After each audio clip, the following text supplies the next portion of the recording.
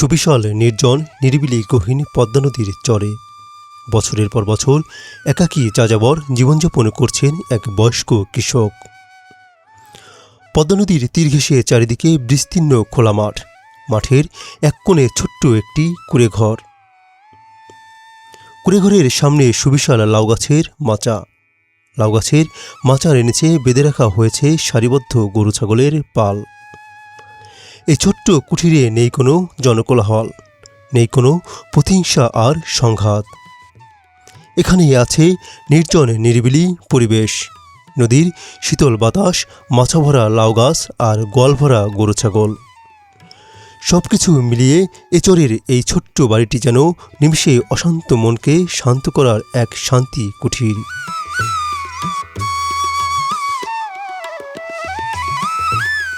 ভোরের সূর্যের আলোর দেখা মিলতেই কর্মব্যস্ত হয়ে পড়েন চরবাসী। জীবিকার সন্ধানে অনেকেই ছুটে আসেন এ চরে, আবার অনেকেই চর থেকে কর্মের সন্ধানে হন শহরমুখী। হাড়ভাঙা পরিশ্রম দুঃখ কষ্ট মিলিয়ে কেমন আছেন ফরিদপুর জেলার চরসাদিপুরের মানুষ? এই ভিডিওতে চরসাদিপুর মানুষের জীবনের বাস্তব রূপ তুলে ধরা হয়েছে, তাই ভিডিওটি না টেনেই সম্পূর্ণ দেখতে থাকুন।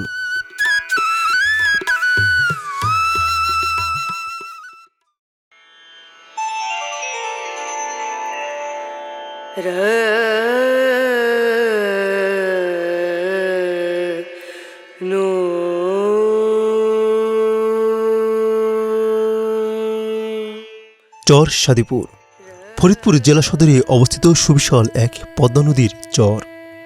মাত্র কয়েক বছর আগেও এ চরে ছিল না কোনো মানুষের বসবাস। চরের চারিদিকে ছিল নল আর কাশবন, সাপ পোকামাকড়ের অভয়ারণ্য। সময়ের সাথে সাথে এ চরে গড়ে উঠেছে বসতি। চরে চাষ করা হচ্ছে নানা ধরনের ফসল। এ চরে কাজ করতে ও চর থেকে ঘাস কাটতে প্রতিদিন নদীর ওপার থেকে শত শত মানুষ এভাবে নৌকায় করে ছুটে আসেন। আপনি কি ওপার কাজ করার জন্য যাচ্ছেন? কাজ করে দিল। কি কাজ করেন ওপার? এই ফ্যাশা তুলে মায়া করবো। নাকি নিজের জমিতে কাজ করেন অন্য জমিতে? এই জমি কি আপনার বাড়ি কোথায়? এপার না চরে? পানি পার ও, মানে কাজ কি নিজেই করেন? নিজেই করি। কত বিঘা জমি কাজ করেন? 12 বিঘা। 12 বিঘা? একাই করেন সব কিছু? ও আচ্ছা, কি কি চাষ করছেন 12 বিঘা চরে? কারুই আছে, ফল আছে, ভুট্টা আছে, তারপরে কি ফ্যাশা করে আছে। ও আচ্ছা, ফসল কেমন হয়েছে? ভালো। ভালো।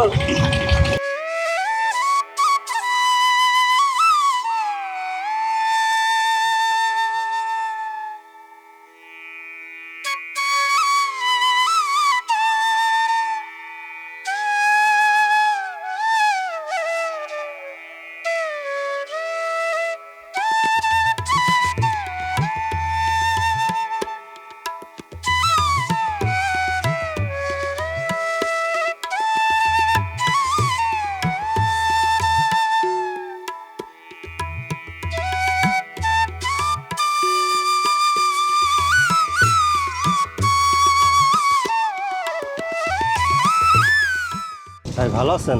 আলহামদুলিল্লাহ ভাই, ভালো আছেন আপনি? এই তো। আপনি এই নৌকা কত বছর ধরে চালান? ভাই নৌকা তাও 3-4 বছর। 3-4 বছর? হ্যাঁ। এটা আপনার এখানে কয়টা থেকে কয়টা পর্যন্ত যাতায়াত করে মানুষজন? চলো ভাই, সকাল 7টাতে সন্ধ্যা 7টা পর্যন্ত। সকাল 7টা থেকে সন্ধ্যা 7টা, 12 ঘন্টা। হ্যাঁ। তো এরপরে যদি আপনার কারো কোনো সমস্যা হয় চরের, তো তারা কিভাবে যাতায়াত করে? ফোন দিলে চলে আসবো। মানে যে কোনো সময়? হ্যাঁ। ও আচ্ছা, আপনি কি করেন? আপনি কি শুধু এই নৌকায় ইয়া করেন নাকি অন্য কোনো পেশা আছে? শুধু নৌকাই। ও আচ্ছা, কেমন আপনার এই নৌকার জীবন আসলে কেমন যাচ্ছে? ভালো ভাই, আলহামদুলিল্লাহ। কেমন টাকা ইনকাম হয়? এটা দিয়ে কি সংসার চলে? হ্যাঁ চলে ভাই। ও আচ্ছা, আপনার পরিবারের লোক সংখ্যা কয়জন? 4 জন, এক ছেলে এক মেয়ে। ও আর আচ্ছা। বউ আর ও আচ্ছা, আপনি যে নদী থেকে মাছ টাছ মারেন না? মাছ টাছ ভাই মাঝে মাঝে মারি, কখন? সময় না। যখন বর্ষার সময়? হ্যাঁ হ্যাঁ, বর্ষার ও সময় আচ্ছা। শরীরগত যদি ভালো থাকে ও, মানে কিছু কিছু সময় মারি। ঠিক আছে। আপনি কি একা এই নৌকা চালান? একা, তারপরে অসুস্থ থাকলে দেখা গেছে কাউরে দিলাম, তাছাড়া এমনি আমি একাই থাকি। ও আচ্ছা।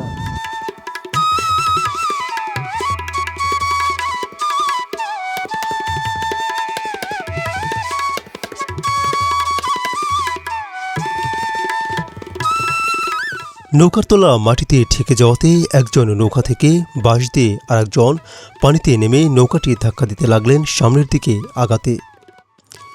কিছুটা সময় চেষ্টার পরে অবশেষে নৌকাটি সামনের দিকে অর্থাৎ কিছুটা বেশি পানিতে সরাতে পারলেন মাঝি ভাই। বন্ধুরা, আমরা এখন আছি পদ্মা নদীর এপার মানে চরের সাইডে। আপনারা আমার পিছনের দিকে ওই যে নৌকাটি দেখতে পাচ্ছেন, এই নৌকায় করেই এই ঘাটের মানুষ পারাপার করে থাকেন। মূলত তারা এই চরে যে মানুষজন আসেন, চরে যারা বসবাস করেন, তারা এই নৌকায় করে পার হয়। আবার ওপার থেকে অনেকে আসছেন এখানে ঘাস কাটতে আসে, বিভিন্ন কাজের জন্য আসে। তারা কাজকর্ম শেষ করে আবার এই নৌকাতে করেই পার হয়। এই নৌকাগুলো মূলত সকাল 7টা থেকে রাত 7টা পর্যন্ত এখানে যাতায়াত করে। তবে বিশেষ কোনো প্রয়োজনে যদি চরের মানুষের কোনো সমস্যা হয় তাহলে তাকে ফোন দিলে যত রাতই হোক না কেন তখন তারা এসে তাদেরকে ওপার নিয়ে যায়। কারণ এই চরে তেমন কোনো হসপিটাল নেই, কোনো কিছুই নেই, রাস্তাঘাট নেই। এই মানুষের কোনো সমস্যা হলে তারা এই নৌকায় করে পার হয়। আপনারা দেখতে পাচ্ছেন যে চরের থেকে ঘাস কেটে এরপরে নৌকায় করে নিয়ে যাচ্ছে। আবার যারা কাজ করতে আসছিল অনেকে কাজ শেষ করে এই নৌকায় করে ওপার যাচ্ছে। আজকে পদ্মা নদীতে প্রচুর বাতাস, আপনারা দেখতে পাচ্ছেন যে কি পরিমাণে বাতাস, নদীতে কি ঢেউ হচ্ছে। তো গরম আছে, অনেক রোদ, তবে রোদ যাই হোক, রোদের জন্য কিন্তু এই চরের মানুষের কাজকর্ম বেঁধে থাকে না। আচ্ছা মা, ভালো আছেন? ভালো আছি বাবা। আপনি কি চরে ঘাস কাটতে আসছিলেন? হ্যাঁ বাবা। ও আচ্ছা, আপনার বাড়ি কোথায়, চরে নাকি ওপার? আমার বাড়ি ওপার, ওই গাঙ্গে বাড়ি করছি।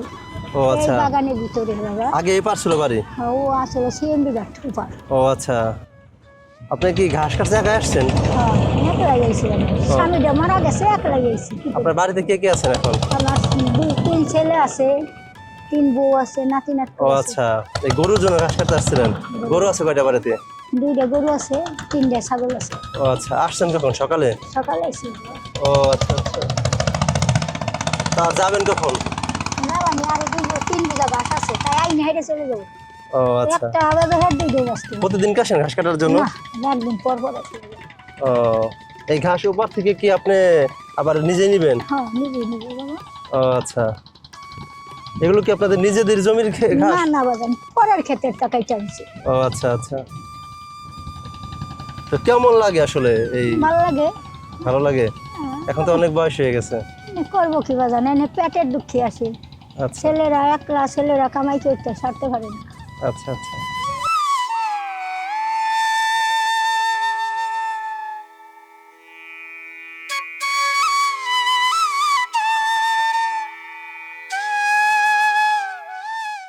বন্ধুরা, আপনারা আমার পিছনের দিকে ওই যে ছোট্ট ঘরটি দেখতে পাচ্ছেন, এটি হচ্ছে একটি রেস্ট ঘর। এখানে চরের যারা কাজ করেন, কৃষিকাজ করেন, অথবা উপর থেকে যারা আসেন বা চরের ভিতর থেকে হেঁটে যারা এই নদীতে পার হওয়ার জন্য আসেন, তারা মূলত এই ঘরটার মধ্যে বসে কিছুটা সময় বিশ্রাম নেন, আবার যার যার মতন কাজে চলে যায়।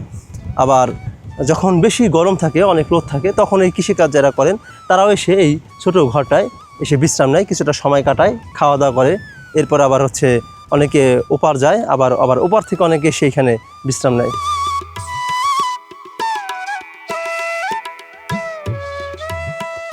পদ্মা নদীর ঘাট থেকে কিছুটা সামনে আগাতেই চোখে পড়ল সুবিশাল চরের খোলা মাঠের এক কোণে ছোট্ট একটি কুঁড়ে ঘর।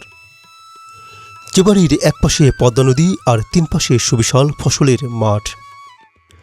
বাড়ির উঠান জুড়ে লাউ গাছের মাচা, শীতল বাতাসে দুলছে মচমচে শুকনো লাউ গাছের পাতা। লাউ গাছের মাচার নিচে সারিবদ্ধভাবে বাঁধা রয়েছে গরু ছাগলের পাল। বাড়ির একদিকে পদ্মা নদী, অন্যদিকে সুবিশাল মাঠ, উঠান জুড়ে গরু ছাগল।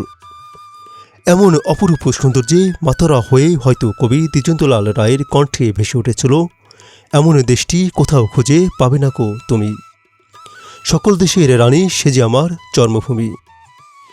সব মিলিয়ে পদ্মাচরের এ বাড়িটি যেন এক স্বর্গীয় নগরী। কাকা, এই বাড়িটা তো আপনার না? জি। ও আচ্ছা, আপনার বাড়ি কি আগে এইখানে ছিল, নদী ভাঙার আগে? নদী ভাঙ্গার আগে ওইখানে ছিল, আবার নদী ভাঙ্গে ওই পারে গেছিলাম, ও আচ্ছা, আবার নদী ভাঙ্গার পরে এই পারে এসে বাড়িতে। ও আচ্ছা এই আচ্ছা, জায়গাটা আগে পুরানো বাড়ি ছিল। ওই যে সামনে, ওই যে এইখানটায় না? হ্যাঁ। আপনার নদীতে ভেঙে যাওয়ার কত বছর পরে জায়গা জায়গায় যায়? ভাঙ্গে যাওয়ার 10 বছর পরে যাই গেছে। ও আচ্ছা, তো এটা তো আপনার অনেক সুন্দর, চরে যত বাড়ি আছে তার মধ্যে আপনার বাড়িটা বেশি সুন্দর। বিশেষ করে আপনার যখন এই লাউ গাছগুলো একদম সবুজ ছিল, অনেক লাউ ছিল, তখন আরো বেশি সুন্দর লাগতো। এটা কি আপনি একাই থাকেন? হ্যাঁ আমি একাই থাকি।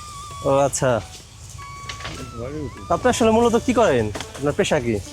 পেশায় যে কৃষি কাজ করি, খেত খামার করি, গরু বাছুর ও পালি। আচ্ছা, গরু আছে কয়টা? মাছ ধরি, গরু 4টা, আর ছাগল? ছাগল আছে 7টা। ছাগলগুলো তো বেশ সুন্দর দেখা যাচ্ছে, এগুলো কি দেশি ছাগল? হ্যাঁ সবই আবার দেশি ছাগল। ও আচ্ছা, মাছও মারেন আপনি নদী থেকে? মারি, এই যে সিজনে কিছু মারি। ওই যে এই যে বাঁশের যে দুয়ারিগুলো এগুলো দিয়ে? ও আচ্ছা, হ্যাঁ একটু সিজন আইছে এখন মারবার। এগুলোতে কি মাছ পান? এগুলো চিংড়ি বাইলে এগুলো ভাই ও আচ্ছা, নৌকা আছে আপনার? আছে। ও আচ্ছা, এবার কি মাছ মারা শুরু করছেন? হ্যাঁ শুরু করছি এই কয়েকদিন হলো। ও, এই যে যে বাঁশের দুয়ারিগুলো দেখা যাচ্ছে, এগুলো কি আপনি নিজেই বানাইছেন না কিনে না আনছেন? এগুলো কিনা না। ও আচ্ছা আচ্ছা, কোথা থেকে কিনে আনছেন এগুলো? এগুলো কিনে আনছি যশোর দিকে। কত করে পিস পড়ছে এগুলো? 80 টাকা পিস। 80 টাকা। এরপরে তো আবার নিজেরও কিছু কাজ করতে হয়, হ্যাঁ নিজেকে এটা বাদ দেওয়া হয় এবার। দামও দিতে হয় যেগুলো, না? ও আচ্ছা,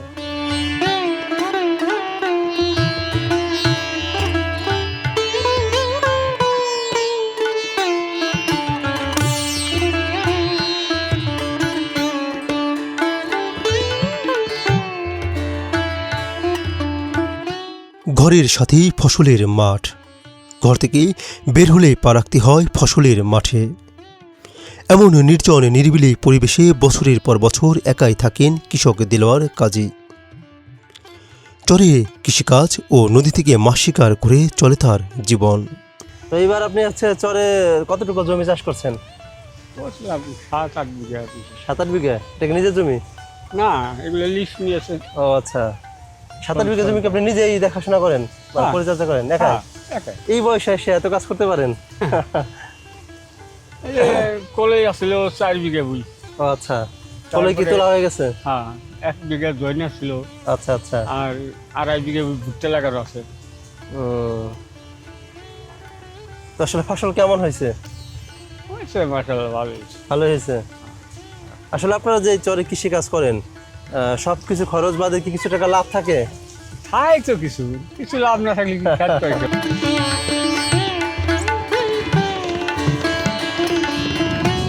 বন্ধুরা দেখুন, ওই যে কাকা মাঠের মধ্যে আরও বেশ কিছু ছাগল রাখা আছে, ওইগুলো আনতে যাচ্ছে। যেহেতু বৃষ্টি চলে আসছে, গুড়ি গুড়ি বৃষ্টি পড়ছে, এই যে দেখুন আমার হাতের উপর দিয়ে দেখা যাচ্ছে যে বৃষ্টি পড়ছে।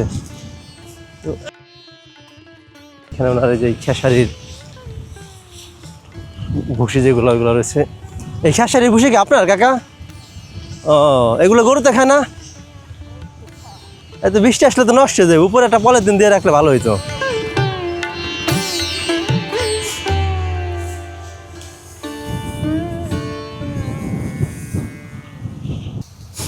বন্ধুরা দেখুন, এই যে এগুলো হচ্ছে খেসারির কাটা যেগুলোকে বলে, এগুলো যে চরের মধ্যে রাখা আছে। বৃষ্টি যেহেতু চলে আসছে, এগুলো এই জন্য যতটুকু কাছে রাখা যায় এক জায়গায় করে রাখছে জমা করে, যাতে মানে বৃষ্টিতে কিছুটা হলেও মানে কম নষ্ট হয়।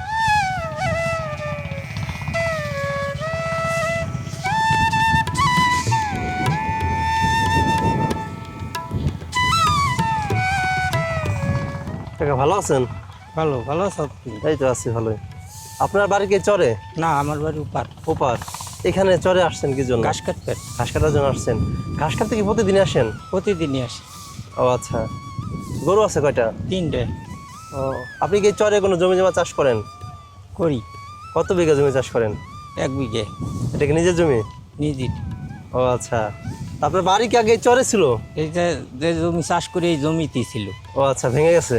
হ্যাঁ ও, মানে যেখানে আপনি জমি চাষ করতেছেন এইটাই আপনার বাড়ির জমি ছিল বাড়ি আগে? ছিল, হ্যাঁ। ও আচ্ছা, তো আপনার জমি ভেঙে যাওয়ার কত বছর পরে এই জমি যাচ্ছে?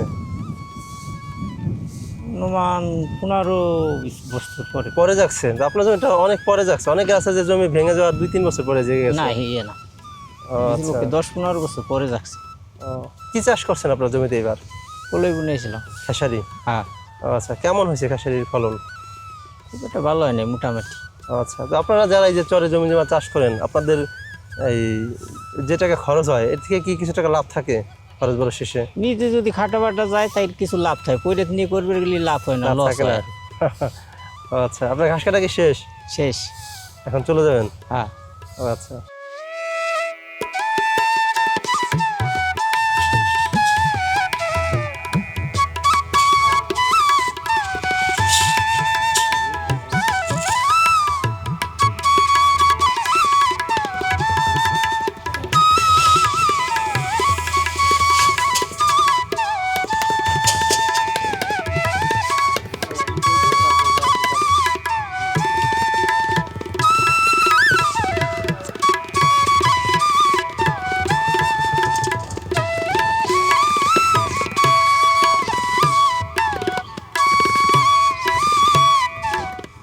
ভর দুপুরে হঠাৎই চরের আকাশে মেঘ করেছে, সাথে পড়ছে গুড়ি গুড়ি বৃষ্টি। বৃষ্টির আগমনে আতঙ্কে পড়ে যান দেলোয়ার কাজী কাকা। তাড়াহুড়ো করে মাঠে রাখা ফসল তুলতে শুরু করেন। ফসলগুলো ঘরে রেখে বস্তায় ভরতে থাকেন ফসল শুকানোর ছালার জাল। বন্ধুরা, চরের আকাশে মেঘ করেছে, আপনারা দেখতে পাচ্ছেন যে আকাশে প্রচুর পরিমাণ মেঘ করেছে এবং গুড়ি গুড়ি বৃষ্টি পড়ছে। গায়ের উপরে যে দেখেন গুড়ি গুড়ি বৃষ্টি পড়ছে। আপনারা আমার পিছনের দিকে ওই যে এই ঘরটি দেখতে পাচ্ছেন, দেখুন এই ঘরটি আসলে কত সুন্দর। ছোট্ট একটি ঘর এবং ঘরের সামনে দিয়ে লাউ গাছের মাচা করা, ওই মাচায় পুরোটাই হচ্ছে লাউ গাছ দেওয়া এবং মাচার নিচে হচ্ছে গরু ছাগল সারি সারিভাবে বেঁধে দেওয়া হয়েছে।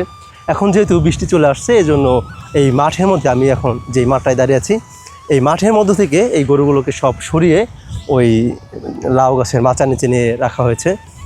আর বৃষ্টির মধ্যেই দেখুন, বৃষ্টির মধ্যে চরের মানুষের কাজকর্ম কিন্তু থেমে নেই। ওই যে এখন গুড়ি গুড়ি বৃষ্টি নামছে, কিন্তু ওই যে ওইখানে দেখা যাচ্ছে যে মারাই মেশিনে আপনার কালাই মারাই করছে। আর কিছু কিছু গরু ছাগল এখনও চরের মধ্যে দিয়ে বেঁধে রাখা হয়েছে। ওই যে ভিতরের দিকে দেখা যাচ্ছে বেশ কিছু ছাগল রয়েছে এবং কিছু গরু রয়েছে। আবার এই যে এদিকে যেই সবুজ যে গাছগুলো দেখা যাচ্ছে, এগুলো হচ্ছে ভুট্টা গাছ। এই ভুট্টা গাছগুলো এখন ভুট্টা হয়েছে, কিছুদিন পরে এটা পাকার পরে এটা হারভেস্ট করা হবে। এই হচ্ছে সেই ওই বাড়িটা, দেখুন কত সুন্দর, একদম মনোরম প্রাকৃতিক পরিবেশে ভরপুর মনে হচ্ছে বাড়িটা।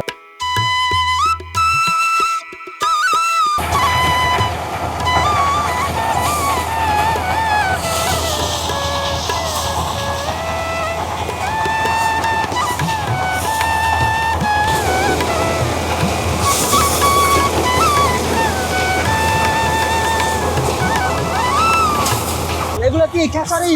খেসারি ও আচ্ছা, এগুলো আপনারা কিভাবে বানান, মানে কিভাবে নেন বানাইয়া?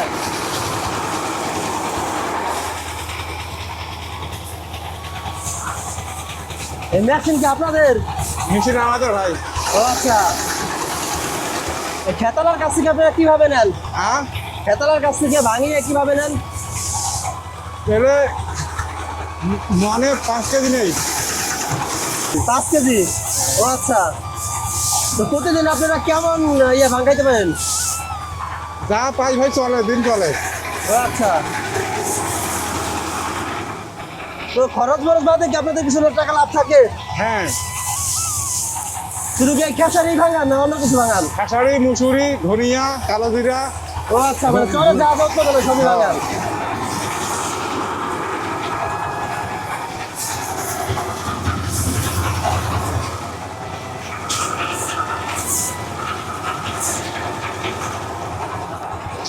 একটা মেশিন চালাতে কয়জন লোক লাগে?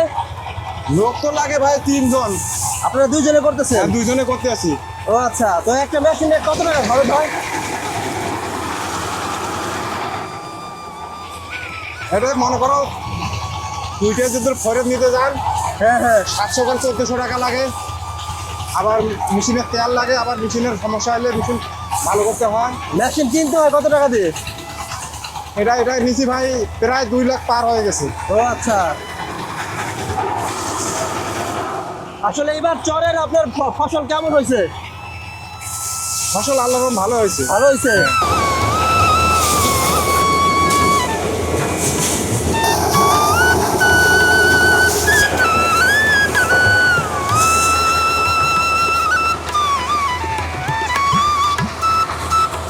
হ্যাঁ, এই খেসারিগুলো তো আপনার না? হ্যাঁ হ্যাঁ ভাই, ও আচ্ছা, তো আপনি আসলে এই চরে কত বিঘা জমি চাষ করতেছেন এবার?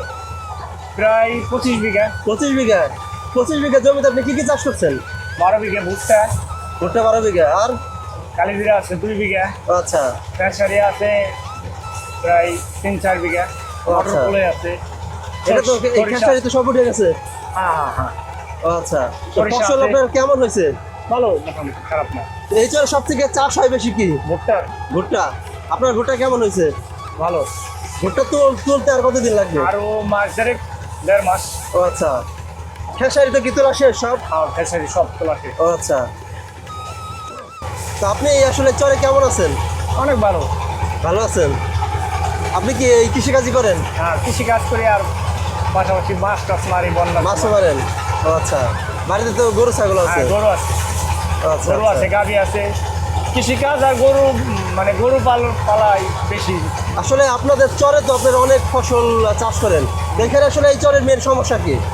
মেন সমস্যা যাতায়াত ব্যবস্থা। যাতায়াতের। আপনারা এই যে এত ফসল চাষ করেন, এই চরটা এক সময় জঙ্গলে ভরা ছিল, এত কিছু চাষ করেন, এত কষ্ট করেন, আপনারা সরকারি কোনো অনুদান পান বা সরকারি কোনো সাহায্য পান? না না, চরের মানুষ সরকারিভাবে কোনো এরকম অনুদান পায় না, নিজে থেকে পরিষ্কার করে এগুলো করা হয়েছে। আর পাশাপাশি মনে করেন যে সব নিজেদেরই, আর এই জায়গাগুলো অন্য মানুষের, আমরা শোন করা নিয়ে খেতখোলা করি। ও আচ্ছা, তো আসলে সরকার থেকে আপনাদের কিছু চাওয়া পাওয়া আছে কিনা?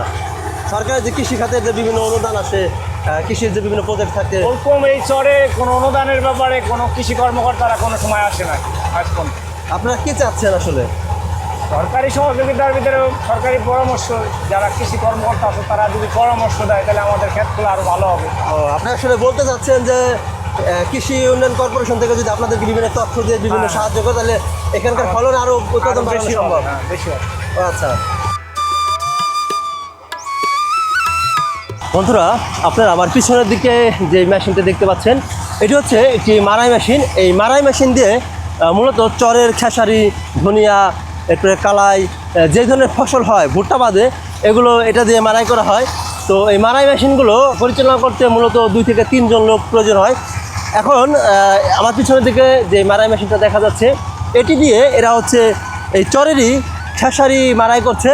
তারা এই খেসারি মারাই করে প্রতি মন খেসারি থেকে 5 কেজি খেসারি নেন। অর্থাৎ এই মারাই মেশিন চালাতে তাদের যে খরচ হয়, খরচটা তারা বহন করে, এবং খেতালার কাছ থেকে তারা এই খেসারি ভাঙিয়ে প্রতি মন খেসারিতে তারা 5 কেজি খেসারি নেন। ওই যে আপনারা দেখতে পাচ্ছেন যে তারা দুজনে এই খেসারিগুলো এখান থেকে নিয়ে নিয়ে ভাঙাচ্ছে। তো এইভাবে মূলত এই চরের কৃষিকাজ হয়।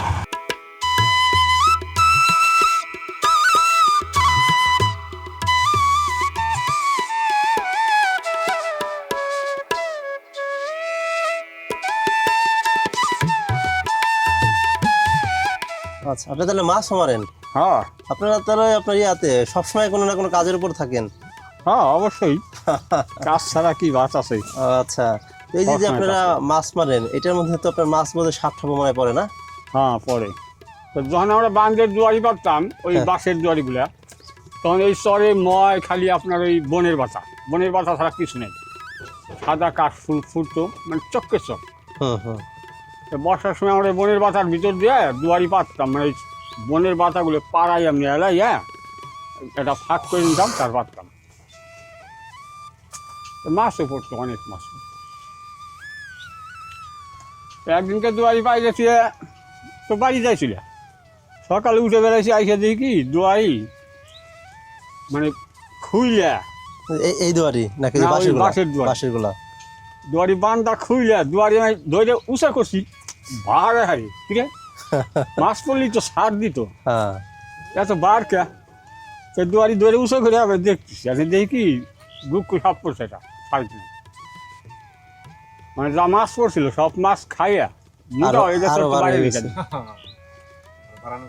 না তো সাপ দেই, হ্যাঁ আমি চিন্তা করলাম এই সাপ এনে সাইডে দিব, তাই তো আবারও শালা ওই যে ঘুরে ঘেরে এসে পড়ছি কি, আর মাইরে হেলাবো, তা তো মারাটা ঠিক হবে না, না মারবো না। তা আমি করলাম কি, কতটি কাইসে ছিঁড়া তাহলে মুখ আটকাই দিলাম, আটকাই দিয়ে আমি কি নিয়ে যাবো। তা সেই সাপ লোক এই করে দুয়ারি হুদ্দে নিয়ে গেছি উপার, মানে উপার নিয়ে আমার আব্বা যখন বাসা আছে দোকান করে, তখন আমার আব্বাকে, আব্বা দেন না দুয়ারির মধ্যে সাপ পড়ছে। আব্বাকে কি সাপ পড়ছে? আমি কি গুক্কু সাপ। হারানো সাপ কি গুক্কু সাপ পাড়ি আছে। আপনার তো কাকা বিদুম পরিমাণ সাহস। ওই আমি সাপের যেটা- যে একটা সুশানি দেয়, হ্যাঁ? গুক্কু সাপ পাড়ি আনবো না, সেই সাপ মারাটাও অপরাধ, মারবো কে? তো নিয়ে এলাম সামাদের দিবানি। পরে সেই সাপ কি করছিলেন? পরে আব্বা খাই তো ইয়ে আনসাকে মারি হলাম, আমি কি না সাপ মারবো কে? কথা কী করবি? আমি কে দিয়ে দিবানি, ওই যে সামাদ দিয়ে দিবানি। উনি কি করে সাপ দিয়ে? উনি সাপুরিয়া সাপ খেলা। ও আচ্ছা আচ্ছা। তারপরে দুয়ারির মধ্যে রাখা সামাদরে ফোন দিলাম যে সমাজ ভাই সাপ তো একটা উৎসাহ একটা ধরা হচ্ছে, নিবেন নিজে আসেন। কতবার? আমি কে 3.5 তা কন কি আপনি? আমি কে হ্যাঁ। তা কী তা ধরলেন? আমি কে বাসের দুয়ারির মধ্যে পড়ছে, কোথায় মাইরেন না, আমি আসতেছি। তাদেরকে সামাদেরা পলিথিনের ব্যাগ নিয়ে আসে, এই যেগুলোর ব্যাগ নিয়ে আসে, তারপরে এই সাপ দুয়ারি চালি খুইলে তারপর দাঁড়াতে টানতে ন্যাস বাইর করে, তার ন্যাস ধরে টাইনে বাইর করে তারপর দইরা ওই ব্যাগে বইরে নিয়ে গেল। ও নিয়ে হইয়া তা সব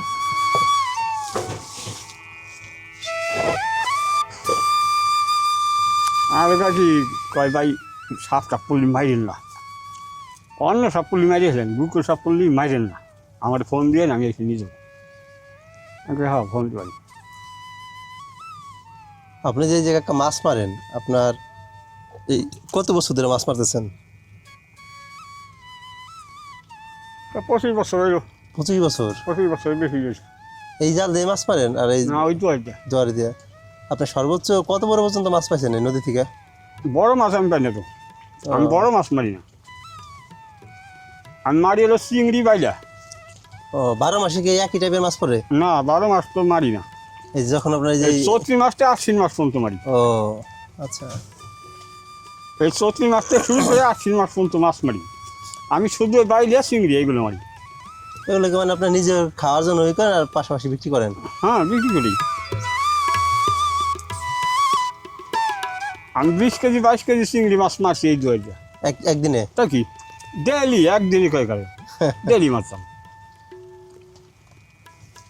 এখন তো মাছের ভালোই দাম, তাই না? এখন মাছের দাম ভালো, এখন তো মাছ মাছ কম নাই, কম। এখন ধরেন একটা লোক 2 কেজি মাছ মারলে তার দাম 2000 টাকা, হুম। আর তখন আমরা মারতাম 20-22 কেজি, বেচতাম হলো 200 টাকা কেজি। ওই ঘরে একই, তাই না? হ্যাঁ 200-250 টাকা কেজি। তোর মাছ ছিল প্রচুর, এখন মাছ কম। মাছের প্রযুক্তি আপনার শেষ করছে হলো শুধু ওষুধ দিয়ে মাইরা, আর যে কারেন্ট হিট? না কারেন্টকে হিট দিয়ে তো মারেই, ওষুধ দিয়ে মারে। আর হলো আপনার ওই যে শার্টিং ব্যাট আছে না যেটা, হুম হুম। ওই ব্যাট দিয়ে মারে মাছ ধ্বংস হয়ে যায়। এতটুক ঠিক এতটুক মাছের ডিম ফিটে এতটুক বাচ্চা হয়েছে, ওইগুলা লক্ষ লক্ষ মাছ আছে ডেলি, মানে এক বাঘ বেশি পারে ওর মধ্যে 2-4-10,000 50,000 মাছ। মাছ শেষ। একটা বাঘ তাই মাছ পেয়েছে এক ডালি করে, কত মাছ মারতেছে ডেলি। বেড়ার আগে তো কইলে ফোনে না। বন্ধুরা এই যে দেখুন, এই কাকা এই ওনার হাতে যে যে সুর মতন যে জিনিসটা দেখা যাচ্ছে, যেটা দিয়ে উনি জাল সেলাই করছেন, যে কালো, এটা হচ্ছে সজারুর কাঁটা। তো সজারুর গায়ে যে কাঁটাগুলো থাকে সেই কাঁটা। কাকা আপনি এই কাঁটাটা কিভাবে পেলেন?